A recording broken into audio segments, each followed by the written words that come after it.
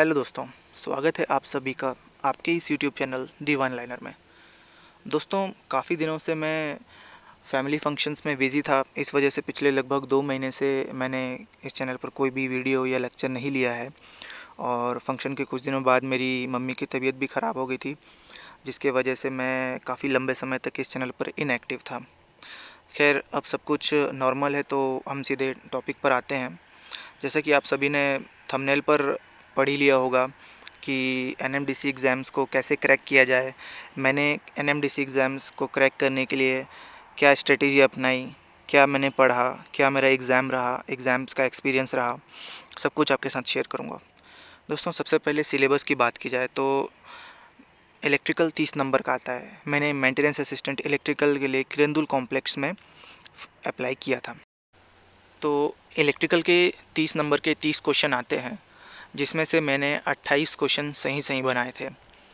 इसके बाद बारी आती है दोस्तों मैथ्स की। तो दोस्तों, मैथ्स में 10 क्वेश्चन आते हैं, जिसमें से मैंने 7 क्वेश्चन सही सही बनाए थे। दोस्तों, रीजनिंग के 10 क्वेश्चन आते हैं, जिसमें से मेरे सभी क्वेश्चन सही सही थे। क्योंकि मैं पहले से ही रेलवे और एसएससी की प्रिपरेशन कर रहा हूँ, इसलिए मुझे मैथ्स और रीजनिंग में कोई दिक्कत नहीं आई। अब बारी आती है दोस्तों जीके की। तो जीके दोस्तों, जैसा कि आप सभी जानते हैं, 50 नंबर का आता है।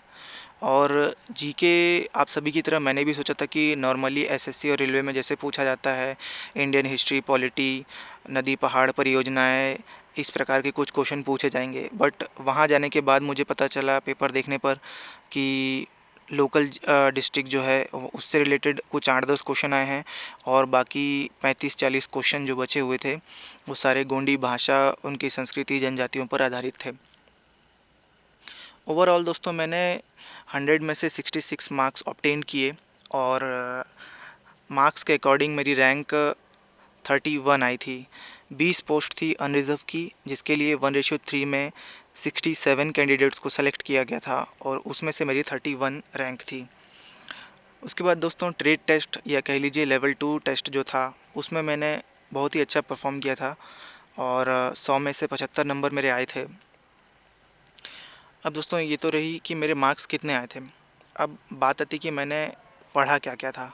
तो दोस्तों, अभी तो फील्ड अटेंडेंट और मेंटेनेंस असिस्टेंट इलेक्ट्रिकल दोनों के एग्ज़ाम होने वाले हैं।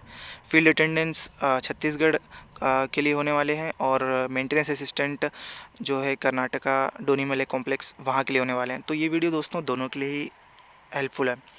तो इलेक्ट्रिकल में मैंने दोस्तों ट्रांसफार्मर, मोटर, जनरेटर, इल्यूमिनेशन, कुछ न्यूमेरिकल्स और cable, generation and distribution chapters पढ़ के गया था, जिसमें से मैंने लगभग 90% क्वेश्चंस को अटैम्प्ट कर लिया था।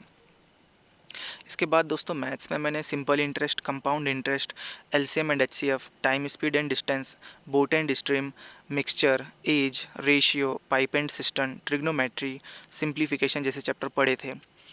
और रीजनिंग में दोस्तों number system, cube and dice, direction, blood relation, sitting arrangement, coding decoding, classification, sign conclusion, syllogism, puzzle, statement जैसे चैप्टर्स पढ़ के गया हुआ था। अब दोस्तों, मैं आपसे एनएमडीसी का एग्ज़ाम जब मैं देने गया था, तो कैसा वहाँ का माहौल था, कैसे मैंने एग्ज़ाम दिया, मैं अपने एक्सपीरियंस आपसे शेयर करना चाहूँगा। तो दोस्तों, एग्ज़ाम सेंटर में पहुँचने में कोई दिक्कत का सामना मुझे नहीं करना पड़ा था, और वहाँ पे सारी सुविधाएं उपलब्ध थी। मास्क, पीने का पानी वगैरह सब कुछ वहाँ पे अवेलेबल था। अब रही बात दोस्तों एग्ज़ाम कैसा था मेरा, तो दोस्तों लगभग आधे घंटे में मैंने पूरा क्वेश्चन पेपर अटेम्प्ट कर लिया था। जितना मुझे आता था मैंने बना चुका था, सिर्फ आधे घंटे में। क्वेश्चन पेपर काफ़ी ईजी आया था। लेकिन दोस्तों फिर भी अब मैं इसे नासमझी कहिए या जल्दबाजी कहिए, मैंने 3 क्वेश्चन आते हुए भी गलत कर दिए थे। दोस्तों, गलती कैसे हुई थी मुझसे कि ओएमआर शीट में सेकंड नंबर का क्वेश्चन है मान लीजिए, और उसका आंसर सी है, लेकिन माइंड में कहीं ना कहीं सेकंड रह जाता है, तो मैंने सेकंड का बी टिक कर दिया। इसी प्रकार के थर्ड का आंसर बी है, तो माइंड में क्वेश्चन नंबर थर्ड है तो वो सी में क्लिक हो गया। तो ऐसे करते करते 3 क्वेश्चन मेरे गलत हो गए टोटल। तो आप इन सब चीज़ों का ध्यान रखिएगा। दूसरी बात दोस्तों, मैंने देखा था कुछ क्वेश्चन में हिंदी और इंग्लिश में ऑप्शंस अलग अलग दिए थे। तो नोटिफिकेशन में ये चीज़ पहले ही मेंशन कर दी गई थी कि क्वेश्चन पेपर जो है हिंदी और इंग्लिश दोनों लैंग्वेज में आएगा, पर अगर हिंदी में अगर कुछ गलत दिया जाता है तो इंग्लिश में जो दिया गया है उसी को सही माना जाएगा। तो आप लोग जब एग्ज़ाम देंगे तो क्वेश्चन पेपर को हिंदी और इंग्लिश में दोनों में पढ़ने की कोशिश कीजिएगा, क्योंकि टाइम आपको बहुत ज़्यादा मिलता है, मोर देन एनफ। तो आप लोग किसी भी प्रकार की जल्दबाजी मत कीजिएगा। ये मेरा एग्ज़ाम एक्सपीरियंस रहा। अब बारी आती है दोस्तों कि कुछ लोग मुझसे कमेंट में कह रहे थे कि आपका सिलेक्शन हुआ है तो आपने यूट्यूब में बस बता दिया इसी वीडियो में, हम कैसे मान लें कि आपका सिलेक्शन हुआ था। तो दोस्तों ये वीडियो मैं काफ़ी समय से बनाना चाह रहा था, ये उन लोगों को जवाब देने के उद्देश्य से नहीं बनाया मैंने, बट फिर भी मैंने ये डिटेल्स ऐड कर दिए हैं। ये अब मेरा एडमिट कार्ड का रिसिप्ट दे सकते हैं जो रिटर्न टेस्ट के बाद इन्विजिलेटर साइन करके देता है। आप साइन देख सकते हैं, राइट बॉटम पे इन्विजिलेटर के साइन हैं।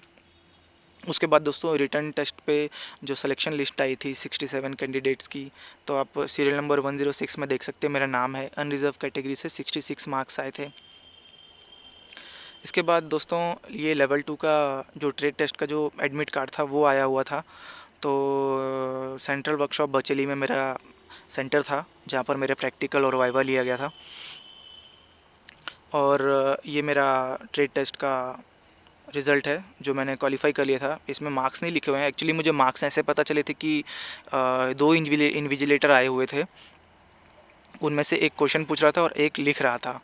तो लिखने वाले ने क्वेश्चन पूछने वाले से पूछा कि मेरा वाइवा होने के बाद कि कितना लिखना है करके, तो उन्होंने 75 बोला था। तो धीरे ही बोला था उन्होंने, लेकिन मैं सुन लिया था मैंने, तो मुझे कोई दिक्कत नहीं हुई।